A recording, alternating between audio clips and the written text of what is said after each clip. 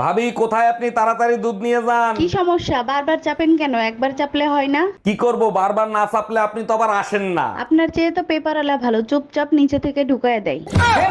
আরে ভাবি, শুনলাম ভাইরে নাকি তালাক দেবেন, কি হয়েছে বলেন তো? আর ভাই বললেন না, আপনার ভাই হচ্ছে নতুন চাউলের মতন, এই নিয়ে সংসার করা যায়? নতুন চাউলের মতো? ঠিক বুঝলাম না, একটু খুলে বলেন তো। না বুঝার কি আছে, নতুন চাল চড়ানির সাথে সাথেই উতলায় ফিরা যায়। তোর বয়স কত রে? 16। কি বললি?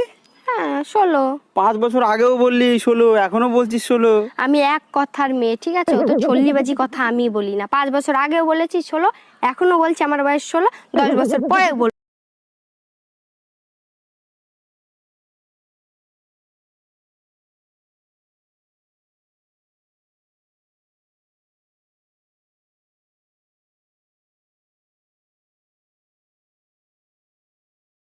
আচ্ছা, কালকে যখন তুমি বাসায় আসছো টুম্পা ভাবিরে ওই সময় বাসায় আসতে দেখলাম, কাহিনী কি? কি বলতে চাও তুমি? টুম্পা ভাবির নিয়ে আমি কক্সবাজার গেছি? আমি সে কথা বলি নাই, টুম্পা ভাবির চার্জার নাকি তোমার কাছে, সেটা নিতে আসছিল। তার তো চার্জারই নাই, সে তো সারা রাত আমার চার্জার দিয়ে চার্জ দিছে।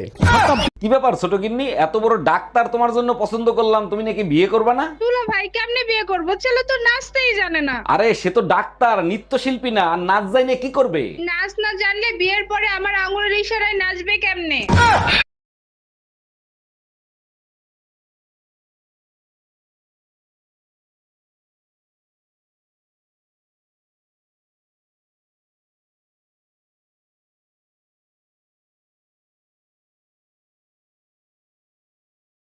এই পাশের বাড়ি টুম্পা ভাবির জামাই তোমারে মারছে কেন? ভাবির জামাই জিজ্ঞেস করছে টুম্পা ভাবিরে দেখছিলেন? আমি বলছিলাম হ্যাঁ, গোসল করার সময় দেখছিলাম।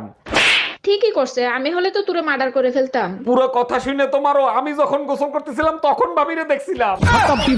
এই বমি করতেছো কেন, কোনো সুসংবাদ আছে নাকি? আরে না, সকালে তুমি ঝগড়া করে গেছো না, রাগ করে বিষ কিনে এনে খাইছি, বিষে কোনো কাজই করে নাই, এখন শুধু বমি আসতিছে। তোমারে কতবার বলছি যে কোনো জিনিস কেনার আগে ভালো করে চেক করে কিনবা, এখন টাকাও গেল কাজও হইল না।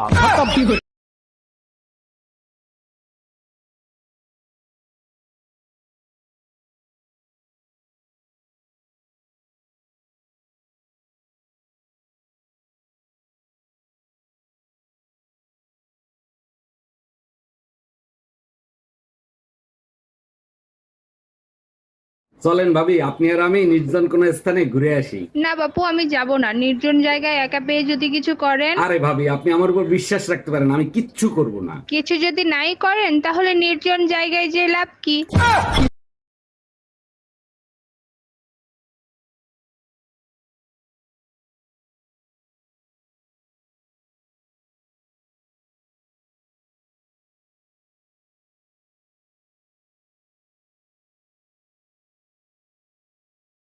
এই পাশের বাড়ির ভাবির ছেলে হয়েছে, তার চেহারার সাথে তোমার এত মিল কেন? দেখো, আমারে সন্দেহ করবা না, আমি কিন্তু ভাবির ধারে কাছেও যাই নাই। আরে তোমারে সন্দেহ করতেছি না, ভাই 2 বছর ধরে বিদেশ, ভাবির বাচ্চা হইলো কি করে? এখন ডিজিটাল যুগ, অনলাইনে কত কিছু হয়।